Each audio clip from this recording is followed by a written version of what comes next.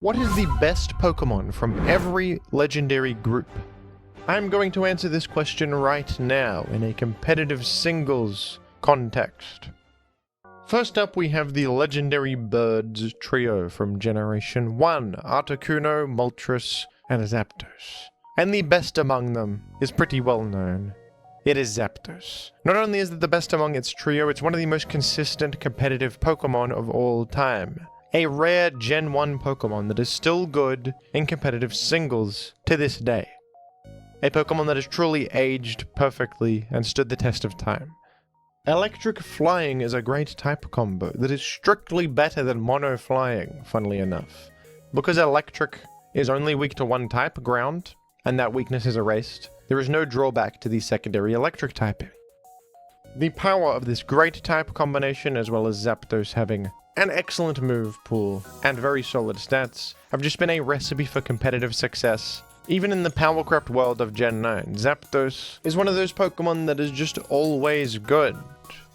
Also helped that it received some nice buffs over the years. It was a nice defog user in a couple generations. The new ability Static was a great help, applying paralysis on contact 30% of the time. And also it kind of looks similar to Big Bird from Sesame Street, which is valuable in competitive, for reasons that are complex and mysterious. To be honest, Moltres is quite admirable as well. Its fire flying typing was a big problem for many generations there due to stealth rock weakness, but ever since heavy duty boots came out in Gen 8, it's been able to patch that up, and is currently ranked OU in Gen 9, which is highly admirable, I think. Articuno has always been quite bad, and always the worst of the trio, unfortunately. Up next we have the legendary beast trio, Entei, Raikou, and Suicune. And it's actually kind of close between Raikou and Suicune. In Generation 2, when these guys debuted, Raikou was by far the most powerful and S-tier Pokemon in Gen 2 OU, and a central force in that metagame with its high speed, excellent matchup against enemy Zapdos, and near unparalleled offensive damage output. Raikou is also respectable in Gen 3, with a viable place in OU. It's not quite ranked OU, but it's a relevant member of the format. In Gen 4, Raikou also has some merit, and it is ranked OU again in Generation 6, which is cool. Suicune, on the other hand, was not as good in its debut as Raikou was, but was still respectable for its mono-water typing and great defenses. You can't really go too wrong with that. Water is a great defensive type, and Suicune takes advantage of that well. In Gen 3, Suicune skyrocketed in viability, receiving the new option of Calm Mind, which made it one of the most powerful win conditions in the game. Calm Mind and Rest being an excellent combo, allowing it to snowball to unkillable levels and sweep teams, as well as being so excellent defensively still. And Suicune held on to OU ranking in Gen 4, as just a solid water-type special attacker there. And even though Suicune is not OU ranked ever again since Gen 4, it still has merit in OU in various contexts for its diabolical pressure stall sets with Substitute and Protect, plus Scald to spread burn. These are very evil, but they're good on the right team and have been used in high-level play. Suicune can simply pass turns repeatedly and abuse pressure to expend double the enemy's PP. Between Raikou and Suicune in this close head-to-head, I would probably have to give it to Suicune, who I think has been surprisingly consistent and OU viable even in more recent games, as well as being an incredibly powerful force in Gen 3, and respectably metagame relevant in Gen 4 too. I think overall Suicune has the slightly better career, but it's close, it truly is. But Raikou I think is the more honorable of the two. Entei unfortunately was never in the conversation, it has always been the worst of the trio. I do hate to say it. Next up we got the box legendaries of Gen 2, Lugia and Ho-Oh, who make a visually striking duo, don't they? And I hate to say it, even though Lugia is quite good and meritus, there is a clear winner here, and the winner is Ho-Oh, by quite a significant margin in fact.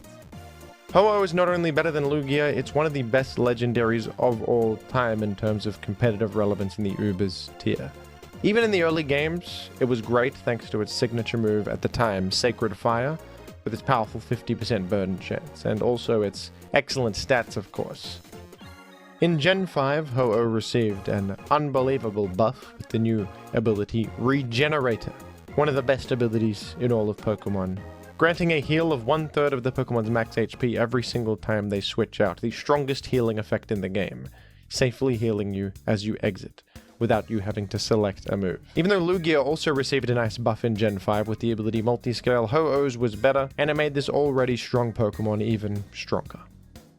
Later on, Ho-Oh got access to Defog, enhancing its utility, and in Gen 8 the heavy-duty boots secured Ho-Oh's GOAT status.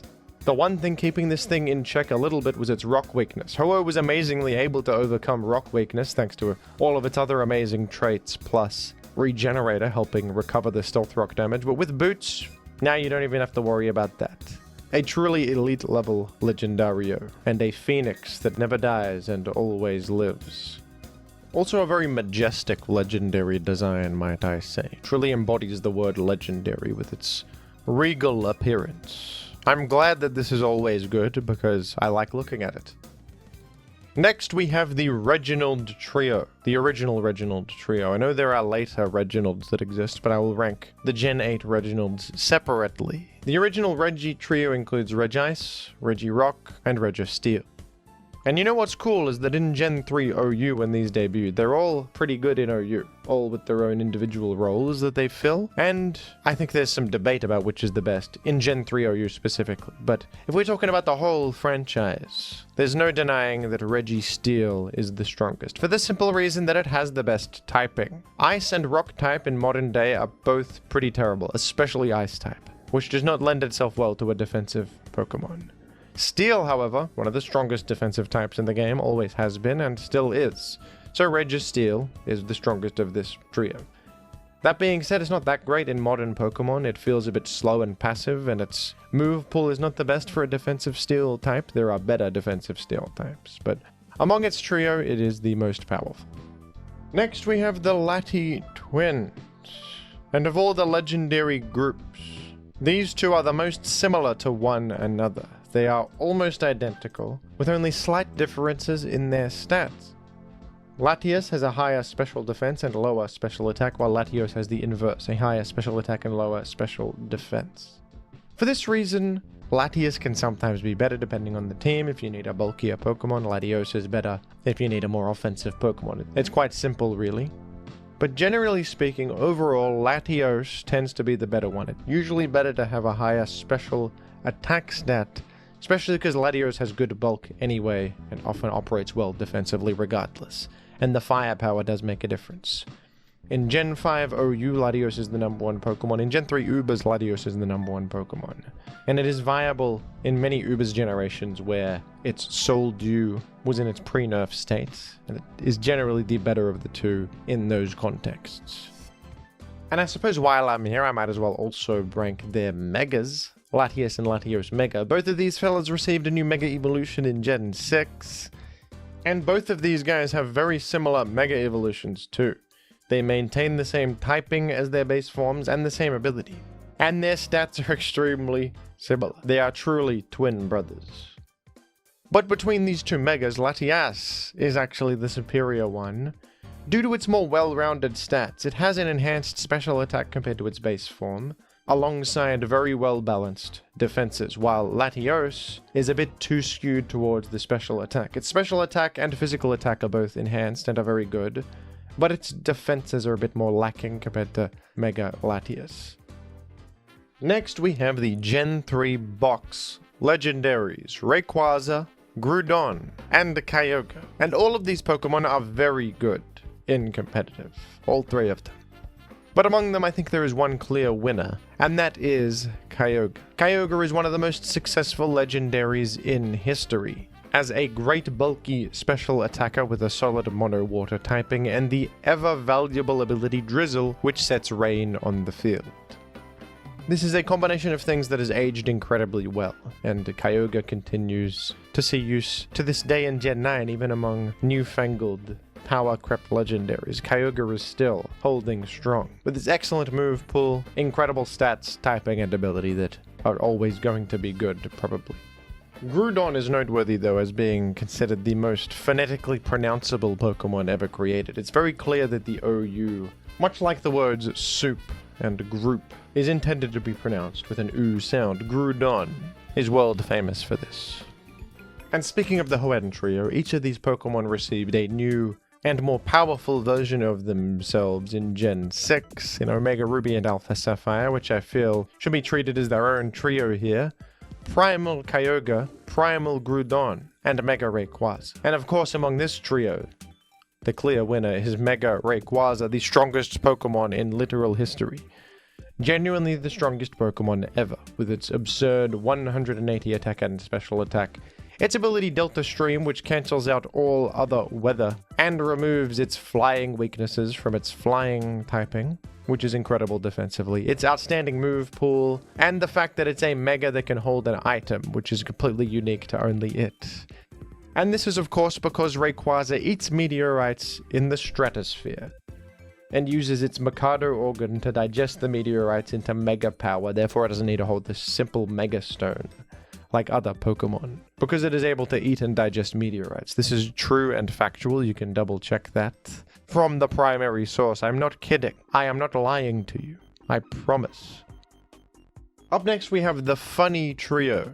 Mesprit, Uxie, and Azelf. I think they called the Lake Trio or something. Among these fellas, who are all psychic type with the ability Levitate, the superior entity among them is Azelf, who is the most powerful. Azelf is the most offensively geared of these fellas, with its high 125 attack and special attack and a great 115 speed stat. These are excellent offensive stats. And on top of this, its move pool is fantastic. It is a Stealth Rock setter, which is imperative in singles in many formats, and Azelf is known as one of the most powerful Stealth Rock setting leads of Gen 4. It's also got a tremendous offensive and utility move pool. It can Thunder Wave enemies. It has U-Turn and Zen Headbutt as physical options, Explosion for a self-sacrificial option. Special attacks, of course, as well. Fire Blast and Thunderbolt and Ice Beam. Plus it has Nasty Plot if you want to just be a special sweeper. That can work as well. Quite a versatile Pokemon that is OU viable in multiple generations and is quite impressive. Uxie is respectable too, as the best defensive, funny floating fellow. That's the official name of the trio. No, the Lake Guardians they are. The Lake Guardians. Nobody call them anything else except the Lake Guardians. Don't call them the funny trio or anything stupid like that. We got to be very precise here and call them as they are, the Lake Guardians. This is very serious stuff. Anyway, among the Lake Guardians, Uxie is the most prominent defensive one, with 130 in both defenses and a solid speed stat as well, taking advantage of great utility, Stealth Rock, Thunder Wave, U-Turn, etc. to an advantage. What does Mesprit even offer? Mesprit is the most balanced of them, with 105 in attack, defense, special attack, and special defense. But it's usually better to lean into either defense or offense, making Uxie and Azelf both superior. And that's why Azelf is the best Pokemon in the Funny Fellowship, the most famous of all legendary groups. Next we have the Gen 4 box legendaries. We have Giratina, Palkia, and Dialga. And among these, Dialga, I think, reigns supreme as the most powerful. This is largely due to its excellent Steel Dragon typing, which is a truly great type combo, especially back in Gen 4 when this first came out. There was no Fairy type at the time, so Dialga was quite unique as a Dragon type that can tank Dragon type attacks and then strike back. It was an anti-Dragon dragon, and that made it the strongest Pokemon in Gen 4 Ubers, actually.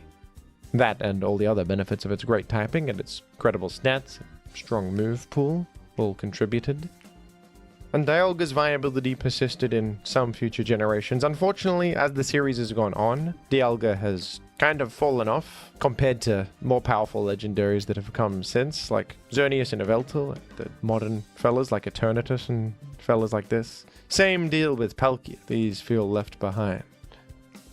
But among this trio, Dialga, I think, is the most impressive. Unfortunately, Giratina has always been an awkward one. It's good on some stall teams in Ubers, but other than that, it is not the most largely usable Legendario in existence. And I suppose since all three of these fellas now have origin forms, we can rank their origin trios as its own individual trio of fellas. I know that chronologically Giratina was the first one to come out, and Dialga and Palkia only came out in Legends Arceus, but still, I believe they should be treated as a trio, as they are all origin forms of the Gen 4 box legendaries.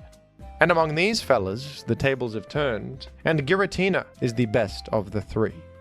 Giratina Origin, in fact, is a very consistent legendary, and probably the Gen 4 legendary that has aged the best. All of these Origin forms are required to hold an item, and Giratina Origin is required to hold the Gracious Core, which enhances its Ghost and Dragon type attacks by 1.2x. On top of that, it is a more offensively oriented version of Giratina with 120 in its attack and special attack, and some lower defenses. But, amazingly, Origin Giratina feels better defensively a lot of the time than base form Giratina, due to it having the ability Levitate, which is an incredible buff. Base Giratina just has pressure, which is a bit underwhelming, especially in Ubers, but Levitate, ground immunity, is always great. So Giratina Origin just feels better defensively and offensively, and is a far more improved version of the Pokemon, plus it looks cooler. Giratina Origin, also known as a rare legendary with access to Defog, and a spin blocking legendary, so it's also good in terms of its utility. With Defog and Will-O-Wisp, good damage output, good defensive profile. A great legendary overall, to be honest. And Dialga and Palkia Origin are incredibly disappointing new Origin forms, both just keeping pressure as their abilities, while Giratina had a completely new ability to its Origin form, and also just not being different enough from their base forms, and the fact that they have to hold an item being a detriment to them. So Giratina Origin destroys these two in a competitive context very easily. Up next we have the Swords of Criminality. No, the Swords of Justice. Forgive me. Virizion, Cobalion, Terrakion, and Keldeo. And among these four, I think that Keldeo stands tall as the clear winner. Keldeo has the best typing of the quartet, with water fighting as a dual type combo, a great dual type combo. It has a very good 108 speed and 129 special attack.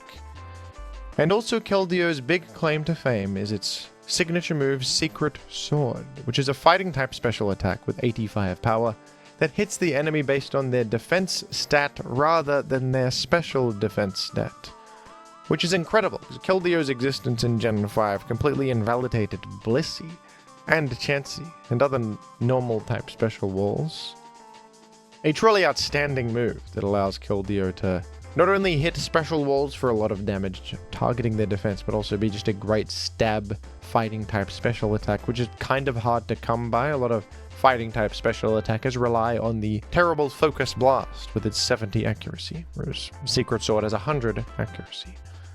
Keldeo, of course, a superstar in Gen 5 OU in the Permanent Rain world, but maintained competitive success even through Gen 6 and 7. And I believe in Gen 9 there's been a bit of a Keldeo renaissance. Even though it's not ranked OU, there's some Keldeo teams that have seen success. It's got Flip Turn now, and it has some merit in that metagame too. Keldeo is clearly the most successful of this Swords of Justice quartet. Up next we've got the Genies. Tornadus, Thundurus, and Landorus, and I suppose there's also Enamorus now, newly released. This is also a genie with the same naming convention. Among these genies, the greatest in a competitive singles context would be Landorus, of course.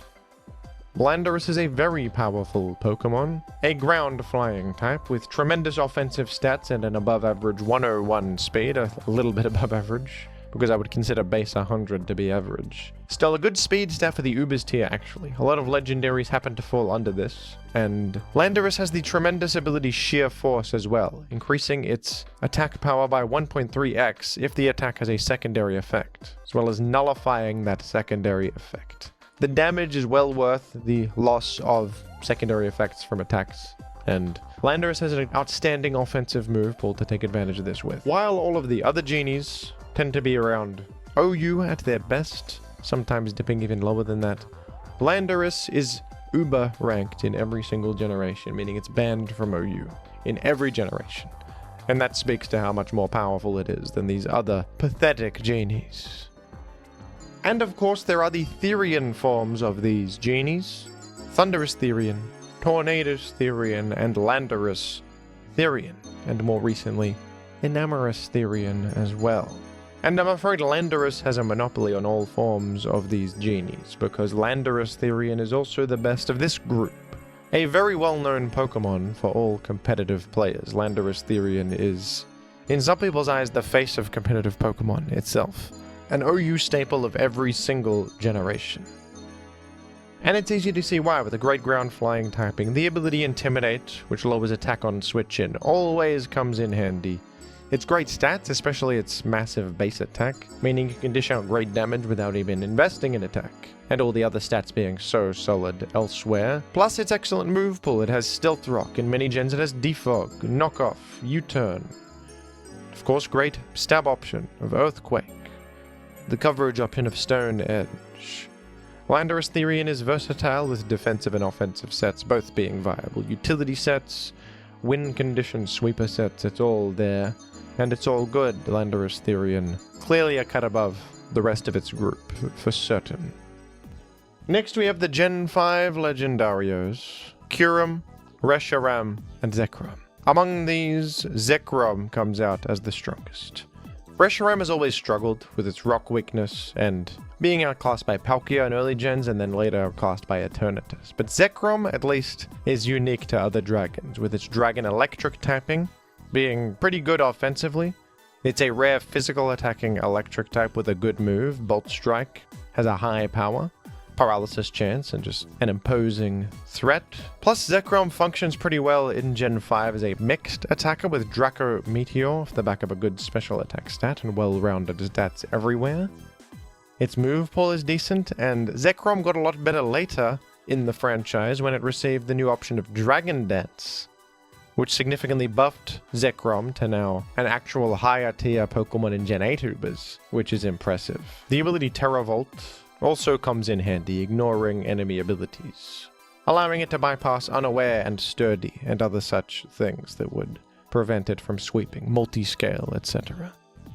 Reshiram, on the other hand, did not benefit much from the new addition of Dragon Dance to its moveset, being more of a special attacker. And it continues to get outclassed by new special attackers in recent games, whereas Zekrom actually feels a bit distinct compared to other legendaries in newer games. And I believe the Kyurem fusions should be talked about here as their own separate legendary duo, Kyurem White and Kyurem Black.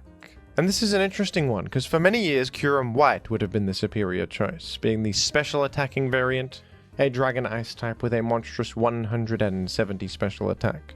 The Kyurem move pool lends itself better to special attacking, and 170 is a really high value even among other legendaries. But recently Kyurem Black has received some buffs that have pushed it to the superior position. And in Gen 9 Kyurem Black is far outclassing its white counterpart. The new addition of Dragon Dance was massive for Kyurem Black, as well as the option of Icicle Spear in its move set. And in Gen 9 the new item Loaded Dice was also a huge buff, meaning its multi-hit moves would always hit at least 4 times. So Icicle Spear became even stronger. The problem with Kyurem Black for many years was just the fact that it had no physical ice type attack to take advantage of. But now that it has not only that, but Dragon Dance, it skyrocketed in viability since, and I would actually call it the superior of this particular duo. Next we have the Gen 6 legendary trio, Zygarde, Yveltal, and Xerneas. All of these Pokemon are very good actually, and the choice is between Yveltal and Xerneas. Zygarde is good, but it's not on the level of Yveltal or Xerneas. And these are damn close Pokemon in terms of their competitive success. It's actually a difficult one to choose who's superior. Yveltal is a great dark flying type Pokemon with fantastic mixed attacking stats and an excellent move pool as well. The signature move Oblivion Wing is great with a 75% healing effect and strong flying special stab. It's got Knockoff and Sucker Punch as well, which are incredibly powerful and are boosted by the Dark Aura ability, enhancing the power of dark type attacks. Sucker Punch is often imperative in many Ubers generations. That priority is huge. And Yveltal is a great sense of security against many things. But Xerneas is an extraordinarily metagame warping Pokemon. It is known for its Power Herb Geomancy combination, which turns it into one of the strongest boost sweepers ever. Geomancy requires a turn to charge, and then it raises special attack special defense and speed by 2 turns. But Power Herb bypasses the charge and you just get all of those stats instantly, often winning the game on the spot with a single Geomancy boost. And it certainly helps that Mono Fairy is such a great defensive type combo, so it's not difficult to find opportunities to get this boost off. Its move pool is quite good. It can run different sets like Choice Scarf, Aromatherapy, I think it gets Defog, if I am not mistaken. It does indeed. A very good Pokemon. In some generations, Xerneas is better, in some, Yveltal is better. Overall, I would probably give it to Xerneas. It is very close, and you could actually say Yveltal here. It's not cut and dry. It's not 100%, but I would go with Xerneas just because I think Fairy's broken, Geomancy's insane. It is a pretty one-dimensional strategy and easy to play around, but it's one of the best win conditions to build around in Ubers as well. If you can take out the checks to Geomancy Xern, it sweeps with ease, and it's just always a threat in the back pocket. Plus, I think its non-Geomancy sets are very good too. The Scarf sets. You just can't go wrong with a Fairy type with these stats and strong Moonblast. And the fact that Xerneas with Geomancy demands some sort of answer is very metagame warping in a way that Yveltal is not. But if you think Yveltal is better, I would not fault you for that. It is extremely close between these two fellas. Up next we have the Tapus. I enjoy the Tapus, I think they're fun. Tapu Bulu, Tapu Koko, Tapu Fini, and Tapu Lele. Now unfortunately there is one clear worst Tapu, and that is Tapu Bulu. Still a good Pokemon in Gen 7 OU, but far worse than the others. Yet, the other 3 are pretty damn close in their power level, I would say, and they sort of do different things and achieve different niches. Tapu Koko is incredibly fast, with the powerful electric terrain, and is one of the premier electric types of the tier.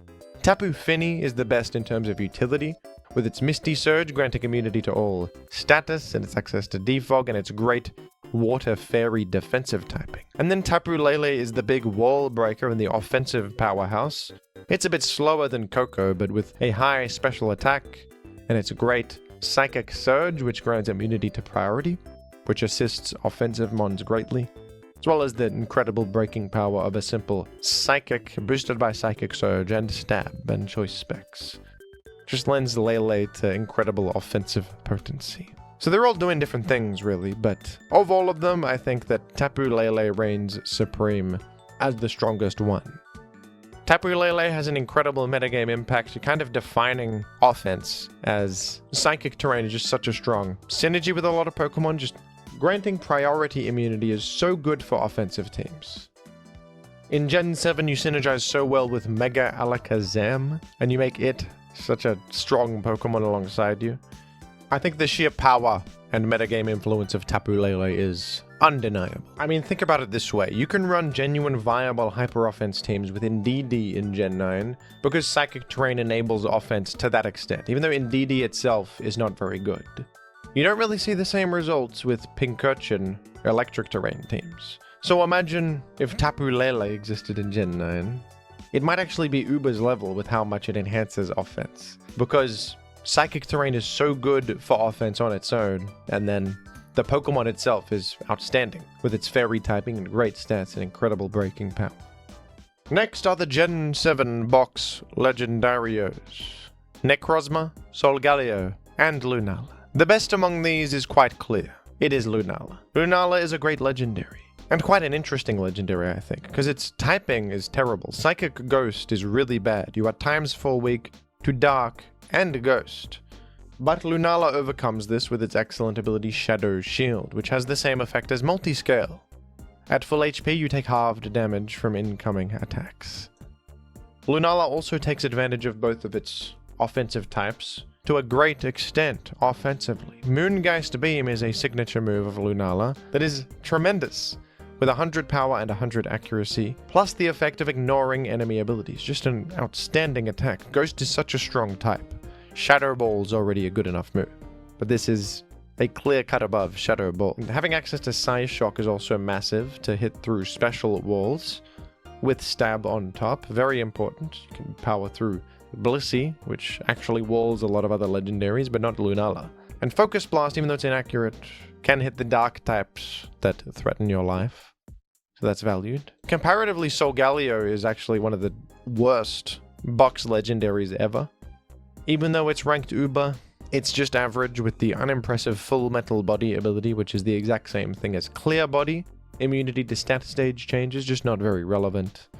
Plus it's outclassed by Necrozma Dusk Mane, who is the same typing but is superior in absolutely every way.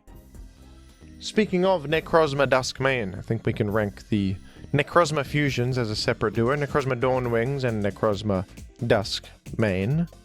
And in this case, the lion Pokemon is the winner rather than the moon angel being the superior creature. Lunala has Shadow Shield, which makes it good, but Necrozma Dawnwings, the fusion of Lunala and Necrozma, has Prism Armor, which reduces damage a little bit from super effective attacks.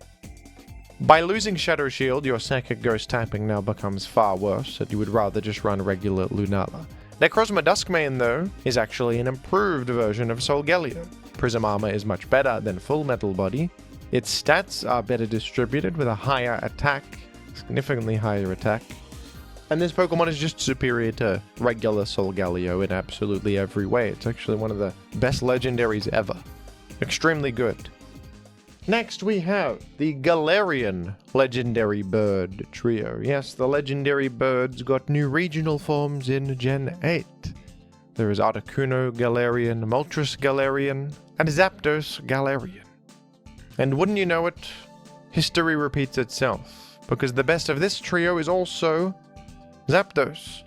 And this Zapdos is totally different to the original Zapdos. It is a fighting flying type now, and it is a physical attacker. The stats are similar, but it has a 125 attack instead of a special attack, and a more physically oriented move pool with Brave Bird and Close Combat, and even the new move Thunderous Kick, which has a 100% chance to lower defense. Very good move, actually.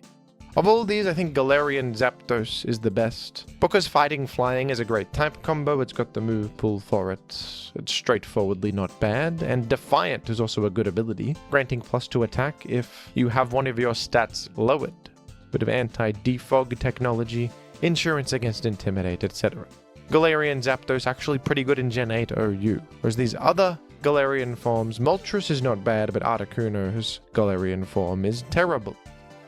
Why did they have to make Articuno the worst of both trios? That's quite unfortunate, isn't it? Next we have the dogs, Zamazenta and Zacian. Zacian is better by far. It's one of the most powerful Pokemon ever. It is a dog with many positive traits. We all know this. It has high attack, high speed, fairy typing, and it clicks moves. In Gen 8, it's absurdly overpowered with the permanent attack.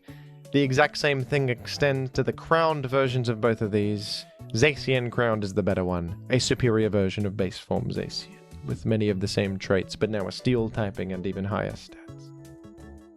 Next we have the Gen 8 Reginalds, Regidrago and Regieleki. Regidrago kind of stinks. It's a weird Pokemon, Mono Dragon, with a massive HP but bad offenses, relatively only 100 in each, and really bad defenses, only 50 in each, and the average speed of 80. Sort of a strange distribution of stats there. It's got Dragon's Maw for bonus dragon type damage, but it doesn't have enough coverage to really make good use of that. And that's also its main source of damage, which is flawed because Dragon is a type that is not very spammable anymore in the world of fairies, where fairy types are immune to you, of course. Regieleki is the far better of the modern Reginald. Regieleki is designed similarly. It's a mono-electric type with the ability Transistor for bonus electric type damage, and it also lacks good coverage options, meaning it's designed to spam electric moves, and that is flawed because if a ground type switches in, it's ruined. But the fact that it has the highest speed in the whole game, base 200 speed, is a big selling point, with rapid spin for utility. And there is a real game plan of eliminating ground types to make way for a Regieleki sweep in Gen 8. This is a real thing you can do, with merit to it. And of course in Gen 9, with the ability to terrestrialize and use Terra Blast, Regieleki could gain coverage that it previously lacked and bypass its greatest weakness, now being able to threaten ground types when it previously couldn't. And that kind of broke it, actually. And it is banned in Gen 9 as a result. A little bit too powerful with access to Terra. So Regieleki clearly the better of the modern Reginalds. Now we have the legendary horse duo to discuss, Glastria and Spectria. Spectria is way better. Glastria isn't even good. This is probably the biggest disparity between a legendary group ever. Because Spectria is Uber's ranked, the highest tier you can be. Besides AG, of course. And Glastria is down in ZUBL. Goodness me. Glastria is a slow, bulky ice type, which is a disaster. Of course, this simply doesn't work. Even though Glastria has very good stats, being a slow, bulky ice type is just not a functional concept, and Glastria suffers greatly from the fact that ice only resists itself and is weak to a million different types and is under fire from everything. Spectria, on the other hand, is a fast ghost type, with an incredible 130 speed and 145 special attack. This is very good. It also has Grimnay to enhance its special attack further upon KO, and that is powerful. Spectria is limited by the fact that it lacks good coverage, mostly relying on ghost type attacks, but has Will-O-Wisp, which is something to click against things that can take ghost moves. And honestly, even without that much coverage, it was insane in OU, still. That's how good fast special attacking ghosts are. It was still insane. It's still very easy to set up as a win condition. And next we have the Calyrex Rider duo. Calyrex Ice Rider and Shadow Rider. Our Calyrex Ice Rider is much better than Glastria, with the new Psychic typing and access to Trick Room as well as the powerful move Glacial Lance, really helping it out. Plus the stat increases. But even still, Calyrex Shadow Rider is the superior one, with its unbelievable stat increases, up to 150 speed, which is faster than most things ever, and 165 base special attack, which is far too high for that level of speed. Plus the new move Astral Barrage being a simple 120 power ghost type special attack, which is insane. And they even gave it coverage now. The problem with Spectre was a lack of coverage. Now you have Size Shock, which is very good to hit through special walls. Very straightforwardly good. This is one of the strongest legendaries ever, in fact, and it is banned from Uber in Gen 9 due to its terror abuse and the absence of Yveltal, who was at least a good check to it. Now non-existent. Up next we have the Treasures of Ruin from Gen 9. Woqian, Tinglu, Qian Pao, and Qi Yu. Among these fellas, the most powerful is the fish, Qi Yu, an absurdly strong special attacking wall breaker.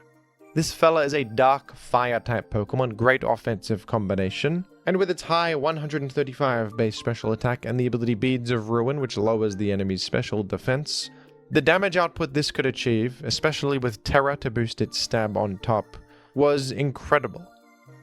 Qi Yu could power through Blissey and Tinglu and dedicated special walls, with Terra and choice specs and Beads of Ruin and all of this damage multiplication stacked on top of it.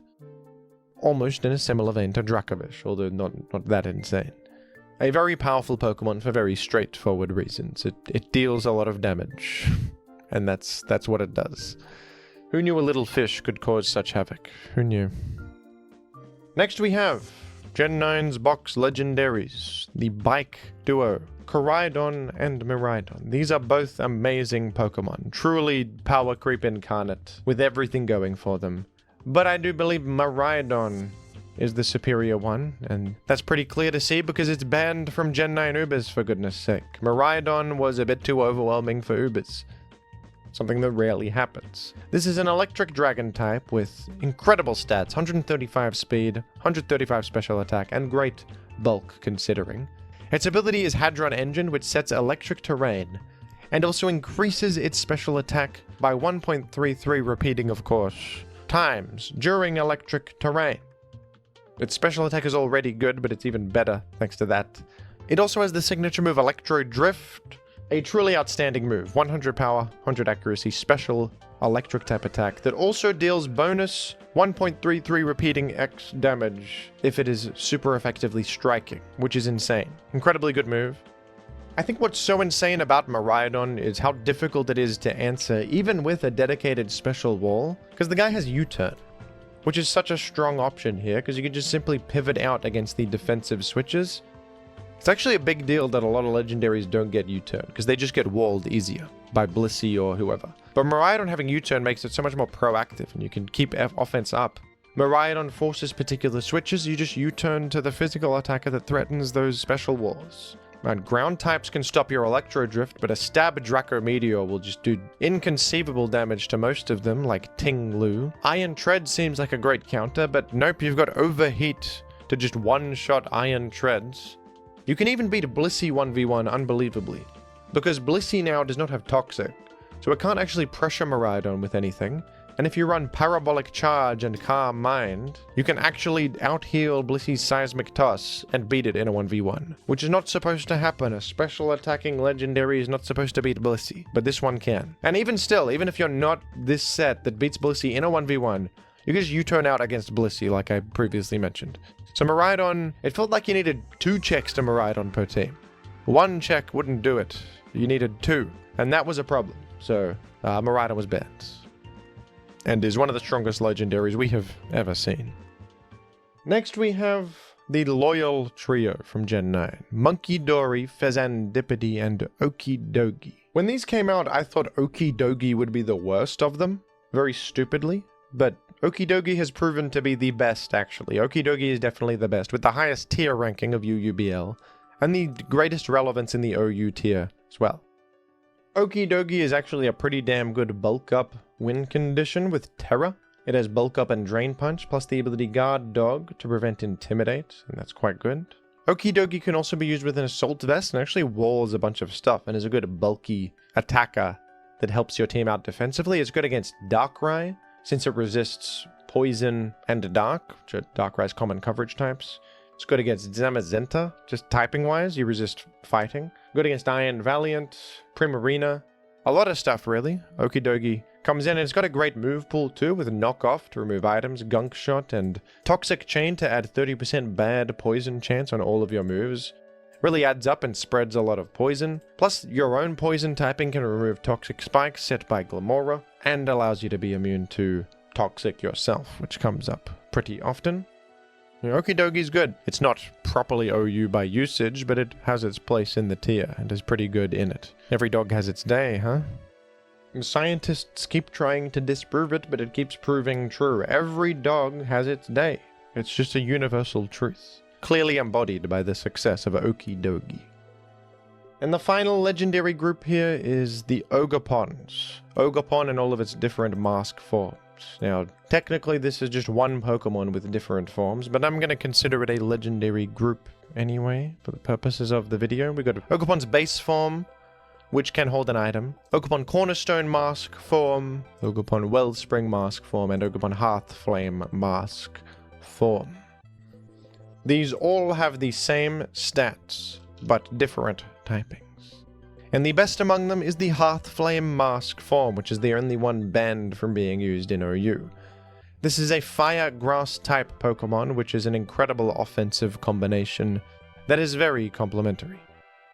Not only does it have the best offensive typing, it has the best offensive ability, Mold Breaker, which ignores enemy abilities. This is massive because its Swords Dance set is therefore able to bypass Unaware. And a lot of Unaware Pokemon are quite prevalent in Gen 9 OU, like Skeledirge and Clodsire and Dondozo, due to the rise of boost sweepers generally. So the ability to just bypass Unaware is huge, and Mold Breaker has other applications too that come in handy.